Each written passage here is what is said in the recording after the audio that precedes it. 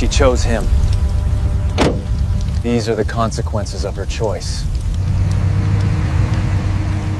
I was sitting at my desk going through inventory reports when my phone buzzed with a notification. Instagram. Normally, I'd ignore it, but the preview showed Madison's profile picture. My wife doesn't post much, maybe once every few months, so I clicked it. There she was, arms wrapped around some guy, his chin resting on her shoulder, both of them smiling like they'd just won the lottery. The caption read, "Home is where the heart is," with a heart emoji. I knew that face immediately. Travis Morrison, the ex-boyfriend she dated for 3 years before we met. The one she swore was ancient history when his name came up last Thanksgiving. The same guy who'd been liking her posts for the past 6 months, leaving comments like "looking good" and "miss those days." The post had been up for 40 minutes already. 18 likes. Her cousin Brianna had commented with 3 heart eye emojis. Her coworker left "Yes, Queen." Someone named Vanessa wrote "finally," with multiple exclamation points. Finally? What the hell did that mean? I took a screenshot, then another of the comments section. Then I opened her profile and scrolled back through her feed. 3 weeks ago, there was a photo at Riverside Park. Same jacket Travis was wearing now. 2 months back, a coffee shop picture. Someone's arm was visible at the edge of the frame. Masculine hand, watch I didn't recognize. The evidence had been sitting there this whole time, and I'd been too blind to see it. My desk phone rang. I let it go to voicemail. I needed to think clearly, not react like some emotional wreck. Here's what I knew for certain. We'd been married 4 years, together for 6 total. I paid for her car, a 2019 Honda Civic, title in my name because her credit score was garbage when we bought it. The engagement ring cost me $3,200. I bought her a diamond tennis bracelet for our 2nd anniversary, gold earrings for her birthday last year, and a laptop when hers died during her online certification program. I opened my phone's notes app and started typing. Not angry rambling, just facts, dates, amounts, receipts I could find. My supervisor Gilbert walked past my cubicle. "You good? You look intense." "Just organizing some personal files," I said. "All good." He nodded and kept walking. I went back to my phone. The photo now had 24 likes. Her best friend Nicole commented, "About time you followed your heart." About time. I screenshotted that too. Then I texted Madison saying I was working late tonight, don't wait up for dinner. She replied immediately. "Okay, ordering Thai. Want me to save you some?" "No thanks, I'll grab something here." 3 dots appeared, then disappeared. Then, "Everything okay?" "Yeah, just busy." "Talk later." I put my phone face down and went back to my computer, but I wasn't looking at inventory reports anymore. I was searching online listings for lockboxes, researching what items legally belonged to me in our state, checking which documentation I'd need for what I was about to do. I looked up community property laws, marital asset definitions, and what constituted separate property. Everything with my name on the title or receipt was mine. I took notes. By the time I left work, the post had 63 likes and 12 comments, most from her side of the family and friends. All supportive, all celebrating whatever this was. I stopped at a 24-hour copy shop on my way home. The night shift guy at the counter barely looked up when I asked for access to their scanner and color printer. Perfect. I didn't need an audience yet. When I pulled into our driveway at 11, the living room lights were still on. I sat in my truck for a minute, looking at that light. 4 years of marriage, 6 years total, and she'd just announced to everyone who mattered to her that her heart belonged somewhere else. I grabbed my briefcase, now full of printed documentation, and headed inside. She was on the couch watching some reality show, phone face down on the cushion next to her. "Hey," she said, glancing up. "You look exhausted. Rough day?" "Long day," I corrected. "I'm going to take a shower and crash." "Want to watch something together first?" I looked at her. Same woman I'd married, same smile, same voice that had said "I do" in front of 100 people. "Maybe tomorrow," I said. "I'm beat." She shrugged and turned back to the TV. I went upstairs, set my briefcase in the guest room, and closed the door. Then I opened my laptop and got to work. If she wanted to make public declarations about where her heart was, that was her choice. But she was about to find out that choices come with price tags, and I had all the receipts. I woke up before her like always. 5:30, alarm silent so it wouldn't wake her. I got dressed, made coffee, and sat at the kitchen table with my laptop and the folder I'd started last night. The Instagram post was still up. 92 likes now. More comments overnight. Her Aunt Maureen wrote, "So happy for you." Her high school friend tagged 3 other people with crying laughing emojis. I heard her footsteps upstairs. Shower running, hairdryer going, the usual routine. She came down at 7 wearing the earrings I'd bought her, gold hoops, $340 at the jewelry store downtown. She'd cried when I gave them to her, said they were too expensive, that I shouldn't have. "Morning," she said, pouring herself coffee. "You're up early." "Couldn't sleep," I said, closing my laptop. "Lot on my mind." She leaned against the counter, sipping her coffee, watching me. "Work stuff, among other things. Want to talk about it?" I looked at her directly. Not yet. She frowned slightly but didn't push. "I'm meeting Hadley for lunch today, that new place on 5th Street. Hadley Quinn, her friend from the gym, the one who'd been encouraging her to live her best life for the past year." I'd met her twice, didn't like her either time. "Have fun," I said. "You're being weird," she said, setting down her mug. "What's going on?" "Just tired, like I said last night." She studied me for another moment, then shrugged. "Okay, well, I'll be back around 3. After she left, I went to the garage. Everything I'd bought her over the years was cataloged in my head, but I needed physical proof for what came next. The tennis bracelet was in her jewelry box upstairs. The laptop was on her desk in the spare bedroom. The car was the big one, though. I went to my filing cabinet and pulled the title. My name only. Purchased outright 2 years ago when her previous car died and she had no savings to replace it. I photographed everything. The title, the receipt from the jeweler, the Amazon order confirmations for the smaller items, credit card statements showing the charges. I uploaded them all to a cloud folder, then backed them up on a thumb drive. I wasn't taking any chances. My phone rang. My brother Marcus. "You see her Instagram?" he asked immediately. I saw it. "Dude, that's messed up. You know who that guy is? Her ex, Travis. And she just posted that publicly with that caption. What are you going to do?" "Handle it." "That's not an answer." "It's the only answer you're getting right now," I said. "I'll call you later."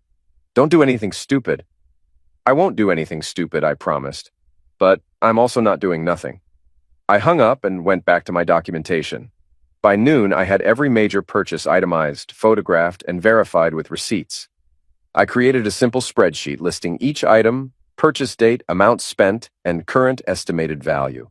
The car was worth around $12,000, the ring, $3,000, the bracelet, maybe $700, the earrings, $300, the laptop, $400 to $500. Total value of assets, over $16,000. The doorbell rang at 1. I wasn't expecting anyone. Through the peephole, I saw my father-in-law, Robert. I opened the door. "Can I come in?" I stepped aside. He walked into the living room, hands in his pockets, looking uncomfortable. "I saw the post," he said finally. "Seems like everyone did." "Look, I don't know what's going on between you two, but that photo, that caption, it's not right. I wanted you to know that Linda and we don't approve of whatever she's doing. We didn't raise her to treat marriage like that." I nodded slowly. "I appreciate you saying that, Robert. Are you two going to work this out?" "That depends entirely on her," I said. "But between you and me, Robert, when someone tells you who they are, believe them the first time. She just told the entire internet where her heart is. I'm just deciding how to respond." He looked at me for a long moment. "You're calmer than I expected." "I'm plenty angry," I said. "I'm just not stupid." He left 20 minutes later after some awkward small talk about the weather and his golf game. But before he walked out, he turned back and said, "Whatever you decide to do, I won't blame you." After he left, I sat down and opened Facebook, then Craigslist, then 3 local buy and sell groups. It was time to turn documentation into action. I started typing the first listing. Honda Civic, 2019, silver, 35,000 miles, clean title. Then I added the part that would change everything. My finger hovered over the post button for maybe 5 seconds. Then I clicked it, and I didn't stop there. The first post went up at 2:15 p.m. Honda Civic, 2019, silver, 35,000 miles, excellent condition, title in my name. Then I added the description that mattered. Vehicle used by soon-to-be ex-wife who decided her ex-boyfriend was more interesting than our marriage. Posted their reunion photo on Instagram with "Home is where the heart is" as the caption. Clean title, all maintenance records included. She can find her own ride to see him now. $12,500 or best offer. Marriage over? She chose him. Everything must go. I posted it to Facebook Marketplace, 3 local buy and sell groups, and Craigslist. Then I moved to the next item. Engagement ring, white gold, 14 karat, 1 carat center stone, original appraisal included. Bought this for a marriage that lasted until she decided nostalgia was more valuable than commitment. Appraised at $3,200, will accept best reasonable offer. Tennis bracelet, gold earrings, the laptop. Each one got its own post with photos and a brutally honest description. I didn't curse, didn't rant. Just stated facts with enough context that anyone reading knew exactly why these items were for sale. By 3 o'clock, I had 12 posts live across different platforms. By 3:30, the shares started. My phone buzzed. A message request on Facebook from someone I didn't know. Dude, I'm sorry about what happened. That's rough. Is the bracelet still available? Another notification. Someone shared my car post to a group called Nashville Area Drama. Then another share to Savage Divorces support group. The comments started rolling in. This man said I'm done playing games. She really thought posting that was a good idea. The way he documented everything, king behavior. I'll take the earrings if they're still available. My wife would love them. And honestly, I respect the energy here. A legitimate offer came through at 3:45. Someone named Mike wanted to see the car that evening. I scheduled it for 7. Another offer on the ring. A woman named Jennifer asked if I could meet at a coffee shop so her jeweler could verify authenticity. I sent her the appraisal documents and agreed to meet Saturday morning. By 4, my posts had been shared over 200 times combined. People were tagging their friends, commenting with popcorn emojis, debating in the comment sections whether I was justified or petty. I didn't care about the debate. I cared about the offers. My phone rang. Unknown number. I let it go to voicemail. Then another call. Another unknown number. I silenced my phone and went back to responding to genuine buyers. At 4:30, my phone started buzzing continuously. Text messages from numbers I didn't recognize. Voicemails piling up. I checked one.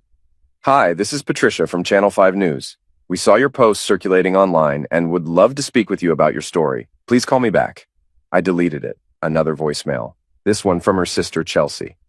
What the hell is wrong with you? Take those posts down right now. You're humiliating her. Call me back. Not a chance. At 5, Marcus texted me. Bro, your posts are everywhere. I mean, everywhere. My girlfriend showed me one that got reposted to Twitter. You're trending. I replied. Good, let it spread. Another message, this time from my coworker, Gilbert. Just saw your car listing in my neighborhood group. Someone shared it. This is how you handle disrespect? Stay strong, man. The messages from buyers kept coming. Someone offered $3,000 cash for the ring. No questions asked. Could meet tonight. Someone else wanted the bracelet and earrings as a set, offered $800. At 5:45, my phone rang from her number. I stared at it for 3 rings, then answered. Where are you? She asked immediately. Her voice was shaking. At home. Where else would I be? Did you post my car for sale online? Correction, I posted my car for sale online, the one with my name on the title. Are you insane? People are sending me screenshots. My entire family is calling me. My mom is crying. Funny, I said calmly. When you posted that photo with Travis, you didn't seem concerned about how your family might react. That's completely different. You're right, I said. Your post was about feelings. Mine is about assets. Much more straightforward. Take them down, right now. Can't do that. Already have a buyer scheduled to see the car at 7. Guy named Mike, seems genuine, offered $12,000 cash. I'm not wasting his time. You can't sell my car. Again, my car, my name, my money that bought it. You just drove it. That arrangement is ending. She was either crying or hyperventilating. Hard to tell over the phone. You're doing this to punish me. I'm doing this because you made your choice public, I said. I'm just making the consequences equally public. You wanted everyone to know where your heart is. Now everyone knows what that decision cost. I'm coming home right now. Don't you dare meet with anyone. I'll be here, I said, but Mike is still coming at 7. You might want to hurry. I hung up and checked my posts again. The car listing alone had been shared over 400 times. Comments were in the hundreds, some people calling me petty, most calling me a legend. Everyone fascinated by the unfolding drama. At 6:30, I heard her car pull into the driveway. The front door slammed open, and that's when things got interesting. She stormed into the living room where I was sitting with my laptop, still responding to messages. Her face was red, mascara smudged under her eyes. Take them down now! I didn't look up from my screen. Mike just confirmed he'll be here in 20 minutes. I said take them down. And I said no. She grabbed my laptop. I let her. She stared at the screen, scrolling through the messages. 53 unread offers, questions, people asking for updates on what's sold. This is insane, she whispered. People are messaging me. My boss saw it. My Aunt Maureen called my mom asking what's happening. Do you understand what you've done? I stood up and took the laptop back from her hands. I understand exactly what I've done. The question is, do you understand what you did? It was just a photo with your ex-boyfriend, I said. Caption saying home is where the heart is, posted publicly where everyone we know could see it. Just a photo? I pulled out my phone and showed her the screenshot. 92 likes, 15 comments. Your cousin said, finally. Your friend said, about time you followed your heart. So tell me, what exactly was I supposed to think? You could have talked to me. Like you talked to me before posting it? Like you mentioned you'd been seeing Travis again, meeting him at parks and coffee shops? Letting him back into your life while wearing the earrings I bought you? Her mouth opened, then closed. She hadn't expected me to know about the other meetings. How did you... Your Instagram isn't as private as you think, I said. And when you post someone's arm in a photo, maybe make sure they're not wearing a watch I've never seen you buy me. She sat down on the couch, head in her hands. It's not what it looks like. Then what is it? Explain it to me. Use small words so I understand. Travis and I reconnected a few months ago. We were just talking, catching up. It wasn't physical. We didn't do anything wrong. You posted a photo that announced to everyone who matters in your life that your heart belongs with him. That's not nothing. That's a declaration. I didn't mean it like that. It was just a caption. Words mean things, I said flatly. When you say home is where the heart is while wrapped around another man, people draw conclusions. Your family drew conclusions. Your friends drew conclusions. I drew conclusions. And you know what? You didn't take it down. Even now, it's still up. She pulled out her phone frantically and opened Instagram. Her hands shook as she deleted the post. Too late, I said. Screenshots exist. The internet doesn't forget. Neither do I. The doorbell rang. Mike, right on time. Don't answer that, she said quickly. I walked to the door and opened it. Mike was mid-40s, wearing a Titans cap and work boots. He nodded at me. You the guy with the Civic? That's me. It's in the driveway. She appeared behind me. It's not for sale anymore. There's been a mistake. Mike looked between us, clearly picking up on the tension. The post said it was available. It is, I confirmed. Title's inside. Want to take a look at it first? Stop this right now, she hissed at me. Mike shifted uncomfortably. Look, if this is a bad time... It's not, I said. Give me 2 minutes. I went to my office and grabbed the title, maintenance records, and the spare key. When I came back, she was standing in front of Mike, arms crossed. This is my car. He can't sell it. Title's in my name, I said, showing Mike the document. Bought and paid for by me. She drove it, but it was never transferred to her name. Mike examined the title, then looked at her. Ma'am, if his name's on the title, it's his car, legally. We're married. And I'm filing for divorce Monday morning, I added. So we won't be married much longer. Her face went pale. You're not serious. Dead serious. Already spoke with a lawyer Friday afternoon. Papers will be filed first thing Monday. Mike cleared his throat. I'm going to look at the car now, if that's okay. I tossed him the keys. Check everything. It's got new tires for March, oil change last month. All records are in that folder. While Mike inspected the car, she followed me back inside. You spoke to a lawyer, when? Yesterday, I said. Right after I saw your photo. Made an appointment, went in during my lunch break, discussed options. Turns out when your spouse publicly declares their heart belongs somewhere else, you have grounds. I want to fix this. We can go to counseling. No. You won't even try? You didn't try, I said. You made a choice. You posted it. You celebrated it with everyone except me. Now you deal with the outcome. What about everything we built together? I gestured around the room. You mean everything I bought that you used? Because that's what this house is full of. My money, my furniture, my name on the lease. You contributed what exactly? Your part-time job at the yoga studio that barely covers your spending? That's not fair. What's not fair is coming home to find out my wife's heart belongs to someone else via Instagram. That's not fair. This, I pointed toward the driveway where Mike was checking under the hood. This is just consequences. Mike knocked on the door. I'll take it. 12,000 cash, like I said. Can you meet me at the bank tomorrow morning so I can withdraw it? 10 a.m. work for you? Perfect. They shook hands. Mike left. She stood in the doorway, watching the taillights disappear. You actually sold it? Yes. How am I supposed to get to work? Bus runs every 30 minutes. There's a stop 2 blocks from here. Or call Travis. I'm sure he'd love to help. She turned to face me, and for the first time I saw genuine fear in her eyes. Not of me, but of the situation she'd created. What happens now? Now I keep selling. The ring's being evaluated Saturday by a buyer. Bracelet and earrings are pending. Everything with my name attached gets liquidated. You should start packing your things. Where am I supposed to go? That's your problem to solve. You chose your path. Walk it. I went upstairs to the guest room and closed the door. My phone was still buzzing with notifications, messages, offers, and I answered every single one. By the time I went to sleep, I had buyers lined up for almost everything.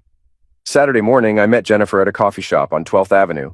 She brought her jeweler, an older man named Walter, who examined the ring under a loupe for 10 minutes, while I drank black coffee and answered emails on my phone. It's authentic, Walter confirmed. Quality stone, excellent setting. I'd appraise it at $3,400 current market value. Jennifer handed me a cashier's check for $3,000. I'm sorry about what happened to you. My daughter's getting engaged next month. This ring deserves a better story going forward. It will, I said, shaking her hand.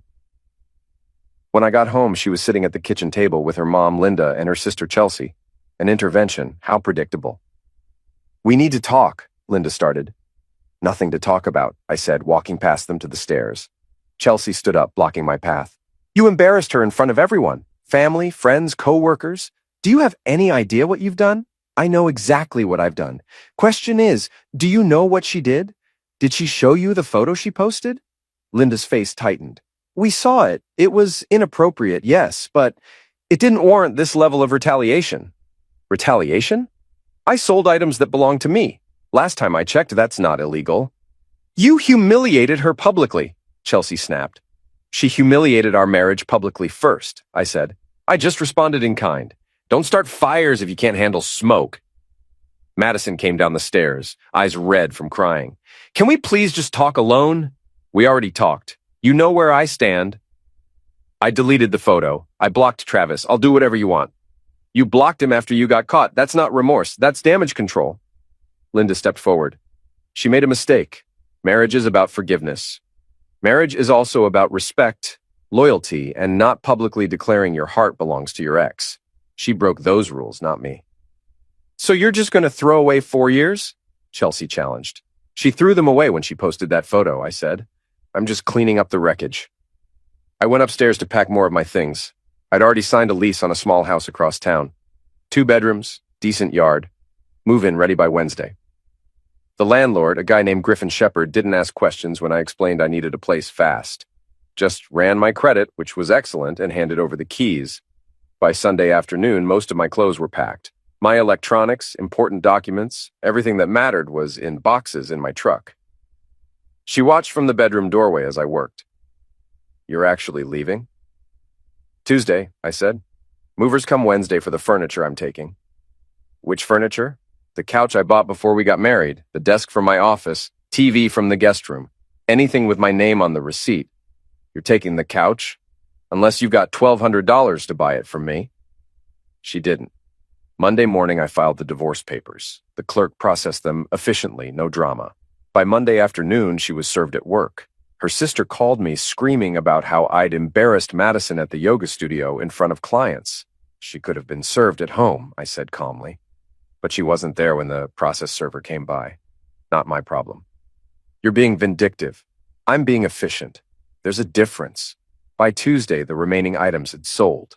The bracelet went to a woman named Piper for $650, the earrings to someone named Sloan for $280, the laptop to a college student named Wyatt for $400. Every transaction was documented. Every penny was deposited into my personal account that I'd opened Monday morning. Wednesday morning, the movers arrived at 8. She was already gone, staying at her parents' house. Good. Made things easier. They loaded my furniture, my boxes, everything I was taking. The house looked empty when they finished. I did one final walkthrough, checking closets and cabinets. In the bedroom, I found the Instagram photo printed out and tucked into her jewelry box, the one she'd deleted. She'd printed it before taking it down. I left it there. Let her keep the memory. At my new place, I spent Wednesday unpacking, setting up my workspace, arranging the living room, making the place mine. Thursday, I went back to work. Gilbert asked how I was holding up. Better than expected, I said, honestly. Your posts are still circulating. Saw one shared in a Reddit forum yesterday. Good. Let it circulate. Maybe it'll teach someone something. Friday afternoon, my lawyer called. She wants to negotiate terms. Her attorney reached out. What terms? I want nothing from her. She can keep whatever's in her name, which is basically nothing. I want the divorce finalized and I want to move on. She's asking for spousal support. I laughed, actually laughed. Based on what? Her part-time yoga job? We were married 4 years. She contributed nothing financially, and she's the one who blew up the marriage. Tell her attorney good luck with that argument. Will do. This should be pretty straightforward. Give it 6 weeks, maybe 8. That weekend, her brother Kyle texted me. I don't blame you for what you did. She messed up. But she's my sister, so I had to try. Good luck with everything. I appreciated that Kyle was decent. Sunday evening, I was grilling burgers in my new backyard when Marcus came over with beer. How you feeling? He asked. Honestly, relieved. Like I finally stopped carrying something heavy. The posts died down mostly, but I still get occasional messages from people sharing their own stories. It's wild how many people have gone through similar things. You became an icon, man. Marriage over. She chose him. Everything must go. That line is everywhere. I flipped a burger. I just wanted my stuff back. Didn't plan on going viral. But you did, and you handled it perfectly. No begging, no drama, just cold execution. It wasn't cold, I said. I was angry. Still am sometimes. But I wasn't going to let that anger make me stupid. Did Travis ever reach out? Nope. Disappeared the second things got messy. Turns out he only wanted her when she was safely married to someone else. The moment she became available and complicated, he vanished. Marcus shook his head. She lost everything chasing nothing. That's usually how it works. We ate burgers, drank beer, and talked about everything except her. It felt good, normal. Later that night, I got one final message from her. I'm sorry for everything. You deserve better. I stared at it for a long time. Then I blocked the number. She was right. I did deserve better, and now I had the chance to find it. 8 weeks later, I sat in a courthouse conference room. My lawyer, David Chen, had the final papers spread across the table. Her attorney, Sarah Matthews, sat across from us with her client. She looked different, thinner, tired. The earrings were gone, so was the confidence. Judge Armstrong reviewed the settlement. No spousal support, no shared assets because there weren't any to share. Clean split. She kept her clothes and personal items. I kept everything else because everything else was mine. Any objections? The judge asked. Her attorney glanced at her. She shook her head. Then this marriage is dissolved. Papers will be filed today, effective immediately. That was it. 4 years, ended in 12 minutes. Outside the courthouse, she caught up to me. Can we talk? Just for a minute. Nothing left to say. I need you to know I regret everything. Travis was a fantasy. You were genuine, and I destroyed it. You did. Do you hate me? I looked at her, considered the question. No, I don't hate you. I just don't care anymore. That's worse. Probably. She nodded, tears forming. I deserve that. Yeah, you do. I walked to my truck.